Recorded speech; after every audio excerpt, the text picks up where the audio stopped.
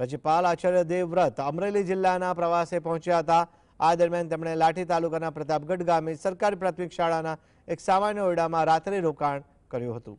આ બાદ વહેલી સવારે તેઓ પ્રતાપગઢ ગામમાં પ્રાકૃતિક ખેતી કરતા ખેડૂતના ઘરે પહોંચી અને જાતે ગાય દોહી હતી તથા ગ્રામજનો સાથે પણ સંવાદ કર્યો હતો।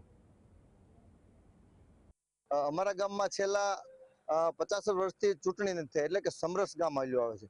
સમરસ થવાનું કારણ કે બધા લોકો ભાઈચારાથી એકતાની ભાવનાથી રહે છે। એટલે અમારા ગામમાં ક્યારે ચૂંટણી નથી થઈ, ક્યારે પોલીસ કેસ છેલ્લા 30 વર્ષથી પોલીસ કેસ નથી થયો। આવી બધા અમારા ગામના લોકો એકતાથી રહે છે અને રાજ્યપાલ શ્રી દલિતના ઘરે આજે ભોજન લીધું છે, એ પણ અમે બધા એક સાથે એક મતથી રહીએ છીએ। પ્રકૃત ખેતી માટે બહુ સારું માર્ગદર્શન આપ્યું છે ને હું એ ખેતીમાં ઓલામાં યુઝ કરી રહ્યો છું। ત્યારે હું પ્રકૃતિ ખેતીમાં બહુ રસ ધરાવું છું। ગાયું મારી અમદાવાદ છે અને ખાતર હું અમદાવાદ ચલાવું છું પ્રતાપગઢમાં। મને બહુ રસ છે ને હવે મારા ભાઈઓ બધા છે ને બહુ આજથી બધા રસ બધા જાગે તો બહુ સારું।